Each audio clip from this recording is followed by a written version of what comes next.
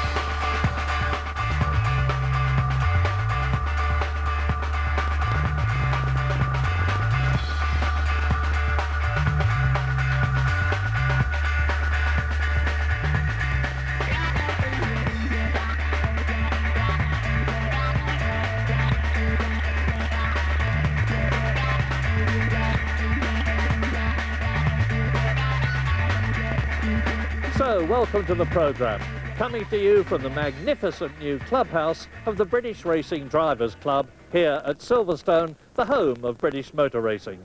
And it's a very special weekend too for our own Damon Hill, who on Sunday will be racing here in his last British Grand Prix. We'll be hearing from top people in the sport who've known Damon during his great career. James Allen looks at the money side of Formula One. As the costs go up, so do the complex ways the sport is financed. And Louise Goodman looks at some of the impressive high-tech gear at the Jordan factory, crucial for winning in the competitive world of Grand Prix racing. But we start it all off with Martin and Damon walking the track they know so well. Well, Damon Hill has decided to join us happily for our traditional walk around the circuit before the Grand Prix weekend. Welcome, Damon. We're heading towards Copse, the first corner. Now, amazingly, you're doing about 190 miles an hour right here. What's happening? Well, it's a very difficult corner to actually pick the line through. We're obviously running much lower to the ground than we are when we're walking, and we don't have a clear vision of the entry. It's very blind, and it drops away. There's a adverse camber. So once you're committed, you have to commit a very high speed.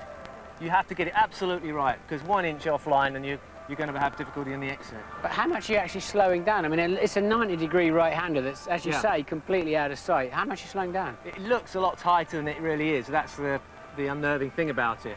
But you lose 1 gear, basically. We come in 6th gear, nearly top speed in 6th gear.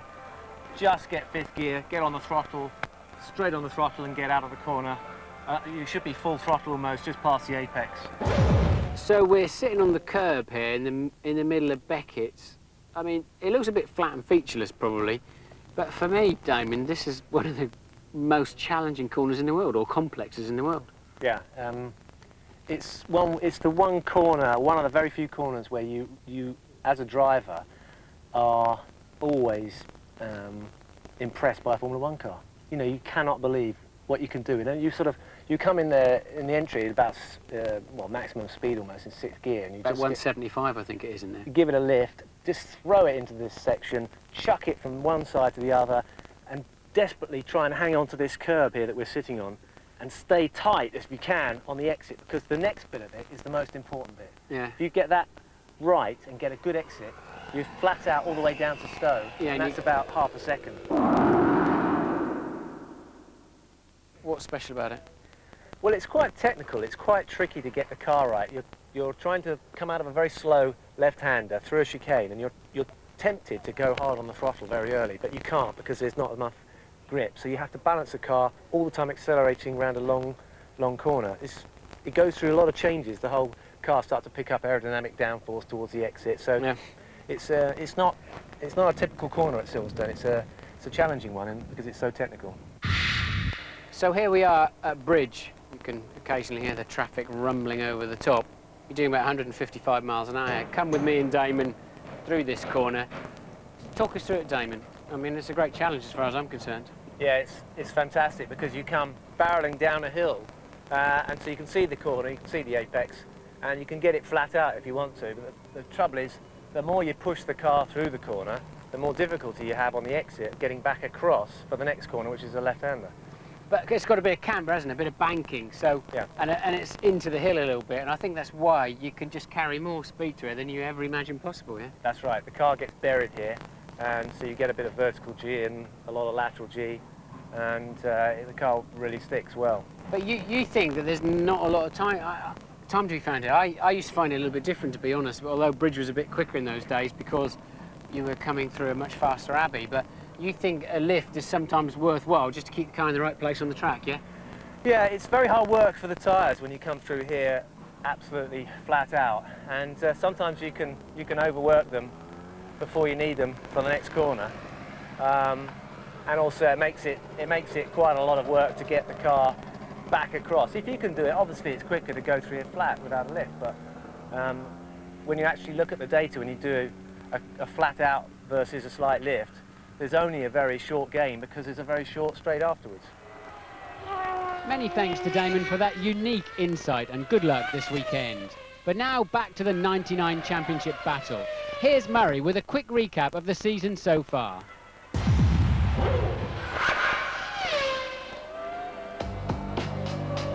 For the first time in 10 years, a Ferrari won the opening race of the season.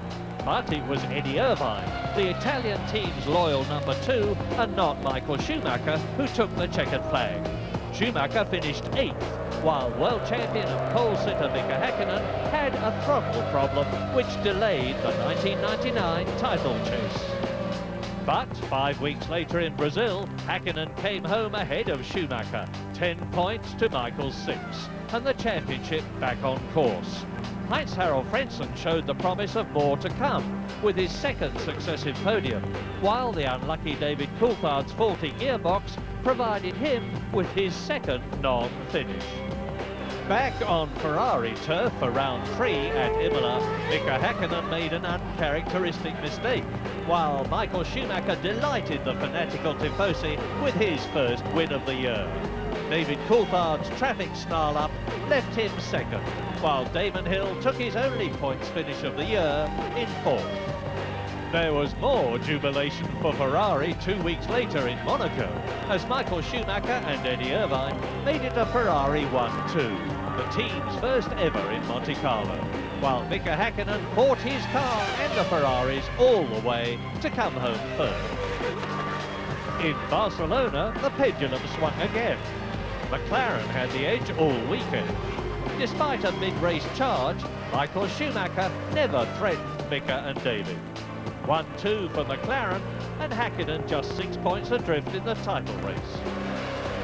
In Montreal, an action-packed race, starting with a chaotic opening lap, continued with 3 former world champions hitting the wall in exactly the same place, including Damon Hill, which started talks of early retirement. His teammate Heinz-Harald Frentzen's late crash into the tyres brought out the safety car, and the first ever victory behind it for Mika Häkkinen. On to France, and one of the best races in recent memory. Pole sitter Rubens Barrichello took the early initiative, but Mika Häkkinen, who started 14th, was up amongst the leaders by lap 20. A mid-race downpour brought out the safety car, tightening up the field. Shortly after the restart, Damon Hill's retirement proved to be his final straw. Mika Häkkinen and Heinz-Harald Frentzen battled it out in the final laps, and the German's single pit stop and an aggressive drive secured him victory, his second, and the second too for Jordan Grand Prix. Well, Murray's overview there was very interesting, but to delve just a little bit deeper, I think there are 4 specific points that shaped the first half of this season. The first was in Melbourne, where neither Coulthard, Häkkinen or Michael Schumacher scored a single point between them. It's absolutely clear that reliability was going to play a key issue in this year's World Championship, especially for McLaren. The second point was in Imola, where Mika Häkkinen crashed. Very unusual for him to make a mistake, as he did coming off the curb out of the last corner. This demonstrated that the McLaren team were having to push the car absolutely to the limit to fend off the rejuvenated Ferrari team. Third key point was in Monaco, Ferrari second and fourth on the grid, but Michael Schumacher took the lead immediately, and they went on to a famous 1-2 finish. At that time, Ferrari very much had the upper hand, McLaren on the back foot. The fourth point, Canada. Now, Michael Schumacher doesn't make many mistakes. He says he'll allow himself just one per year. Well, he very much has made that already when he struck the wall in the last corner of the Montreal circuit. Hakkinen goes on to win, and the pendulum very much swings the other way. Well, as we all know, nothing comes cheap these days, especially here in the world of Formula One. The cost of running a team has reached stratospheric proportions. The way that the whole sport is financed has changed completely. Here's James Allen. Keeping the Formula One show on the road costs millions, and every year the intensity of competition drives the costs up higher and higher. The arrival of big spenders like British American Racing and manufacturers like Ford buying their own team is likely to see the costs rocket in the coming years. So how much do you need to get on the grid, and where does it come from? Currently, the budget for a decent F1 outfit is around £50 million a year, of which 75% comes from sponsorship, 15% from TV revenues and prize money, and 10% from merchandising and other spin-offs. The big money sponsors have traditionally been tobacco companies, but that's set to change as legislation phases them out. So teams are exploring two options: join forces with a major manufacturer or with a merchant bank. Eddie Jordan has pioneered this approach. We were bordering on bankruptcy in '91, and we're now much stronger, a very good platform, financially structured team. We have a new partner with Warburg Pincus, which has helped a lot. Now people are bringing out new modifications. Every race the car is different, and naturally the costs are spiraling, but that's the problem with competition. Jackie Stewart has gone the other route, selling his team to Ford, and he believes that the others will follow him. I see Toyota coming in, and we know that Honda have come in now. I think you'll find Audi Volkswagen coming in, and who knows who else. I think the BMW presence with the Williams thing, I think Mercedes-Benz will do a deal with McLaren to buy part, if not all, of McLaren. Prince Malik and his banking partner paid £77 million for Arrows. He's launched the T-Minus brand and wants to be the first to float on the stock market. With regards to what's happened to teams like Jackie Stewart's team, Ford buying into that at £100 million, and they're the engine supplier. I think that just vindicates that the price that we paid was fair market value. Although the costs have spiraled, team bosses have kept a lid on driver salaries. Stars like Damon Hill get £5 million a year. Only Michael Schumacher on £20 million is in the megabucks league. Eddie Irvine believes the drivers deserve a pay rise. Well, there's only 22 of us or whatever, and in the world, and it's the second biggest sport in the world, the biggest event in the world, and if you look at it in sports terms, we don't actually get paid very much. But BAR boss Craig Pollock, who's broken records for spending as a new team, doesn't agree. I always think drivers are overpaid and underperform, and team owners should get more. Damon's decision to call it a day after Silverstone motivated us to have a look at the archives. You'll see the results after the break, but first, here are a few gems ITV recorded with Britain's superstar. This is a man who is almost deliberately trying to... Just before you go ahead, yeah. everything we're saying is being recorded. To who? But, so that man over there. To which man over where? The camera. For whom? ITV. Why? Because they're following me around. That's unusual. Be careful, everything that she says and you Emma, say is on this do you goddamn thing. please go to the main door to meet down here? Hello? Yes, but I'm not being extremely rude. Hello. Giselle, come with me? Don't do that at home. Right. That's what I need. I've never had to sign an empty canal before. It's not really a racing theme, is it? That's when I worked for the KGB.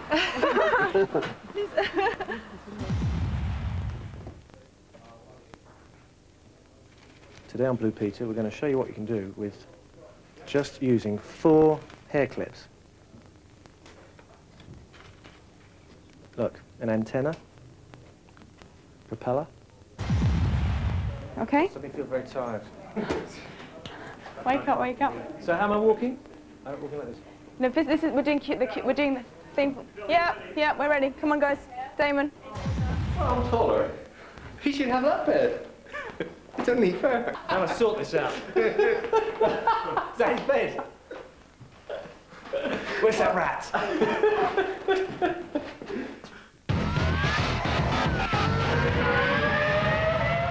Whether it's Damon's last race or not, he's won the love and respect of the British nation and the admiration of the whole world as one of Grand Prix's top racing drivers. Damon Hill wins in Belgium. Fantastic! That great win for the Jordan team silenced Damon's critics, who unfairly said that his first 21 wins, which made him one of the top scorers of all time, were because he was in a Williams. It hasn't been easy for a man whose illustrious father was a double world champion, but Damon eclipsed his dad's total of Grand Prix wins long ago to become the only world champion son of a world champion. Charming, sincere and modest, he's more than deserved his success. I think his championship in '96 silenced people who may have thought that he wasn't as good as others. People are good, their careers are finite. Everyone's career is finite, but Damon at his peak was equal to most of the people you've ever seen in a Grand Prix car. I think it was very good, and very often we say that young drivers, sometimes they are all in the same mold, you know, so I mean Damon was a little bit different, and his image with his father and the fact he started with motorcycle and came in Formula One quite late, and all this story was good, but I really rate him as a top driver.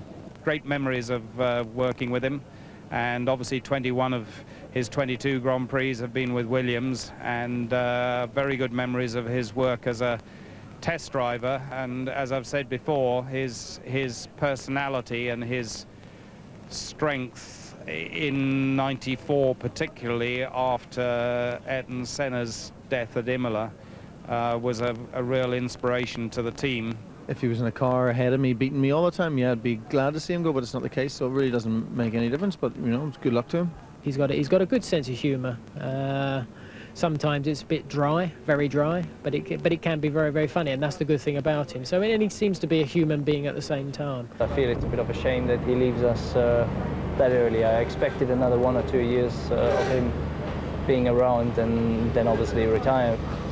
It was a bit of a surprise, but then if his feeling is what it is, then it's better to go. I would safely say half the people here all seem to have Damon Hill branded equipment on them, and for that he's obviously a very highly respected driver, great world champion. I think as a sportsman in Britain generally, I think there's no finer ambassador, and whatever happens, happens, but overall he has been exemplary in the way he's behaved himself in front of his press and in front of the people at large. Well, it's easy to see that this year's Jordan's a very competitive car, and it's taken a lot of hard work to get it there. Louise Goodman went across the road here at Silverstone to the Jordan factory to take a look at a vital piece of equipment that ensures success. Jordan did 450 laps at Silverstone last week, and despite the pre-race ban on testing, they ran another 160 laps this week. The question is how? And this is the answer. This is the team's 7-post rig, and with me is Jordan's technical director, Mike Gascoigne, to tell us all about it. Mike, what is a 7-post rig and what do you use it for? Well, basically we use it to simulate the car going around a track. We've got 7 hydraulic actuators here, 1 under each of the tyres, plus 3 more actuators to simulate the aerodynamic loads on the car, and we can replay track data back through it to simulate the car going around the track. Why do you need to do that? Well, when we're at a race meeting, we have very limited time to set up the car on the track, and here we can adjust all the settings on the suspension that we can to try and optimise those settings to get the best performance out of the car. Basically, underneath the floor, we have 7 fairly large hydraulic actuators. 1 of those is under each wheel, basically moving the car, and then we also have 1 actuator on the front of the car and 2 at the rear to simulate the aerodynamic loads on the car, and they're all mounted on a very heavy metal and concrete plate to absorb all the vibration. Those 4 actuators computer controlled, so we're replaying information back from the track through the car to basically simulate how the car moves on the track, and also the aerodynamic loads, because if we didn't simulate them, they're so large that the car would be jumping around all over the place. So we're simulating how the car moves on the track, and then we can adjust the suspension parameters that we would normally adjust on the track to try and optimise the performance of the car. The guys here, normally on a Grand Prix weekend, they're here all overnight, working very hard. After we finish running at 2 o'clock, they'll get that information back and then they'll start work. And obviously for them, they can run hundreds of laps, running through all the spring settings, roll bar settings, damper settings, with all of those combinations, running through hundreds of different settings to try and optimise the car performance. It really just cuts down the time you have to be at the racetrack, and it's because that time is limited. When you're trying to get every sort of competitive edge, it's essential for doing this sort of work. How much time can you actually find on this? Are we talking thousands, hundreds? I mean, it's impossible to put it in terms of time, because you know, you never really clearly back-to-back something like this. But for sure, you find when you've got these facilities and you're using them and getting the best out of them, you move up the grid. And Jordan's moving up the grid because we have this sort of facility. That's it from Martin and I, but join us tomorrow afternoon at 12:15 for live coverage of the qualifying. And on Sunday, our programme begins at 12 noon, a full hour before the start of the big race. The 51st British Grand Prix here at Silverstone, live on ITV. Last year was incredible. This year could be fabulous.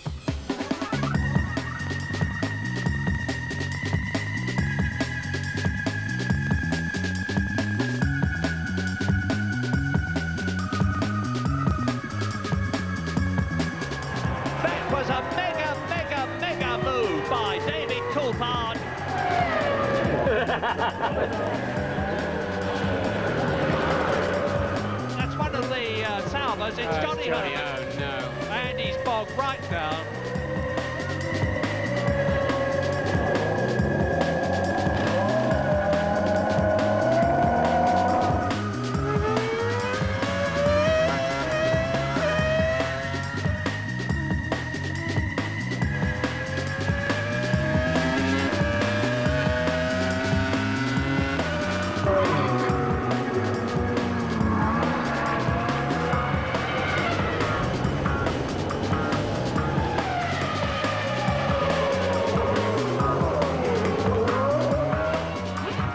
Oh no, David Coulthard out of the race, straight off the track backwards.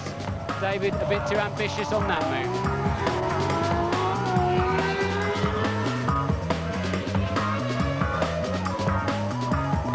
Häkkinen off. Häkkinen goes off, and Schumacher leads.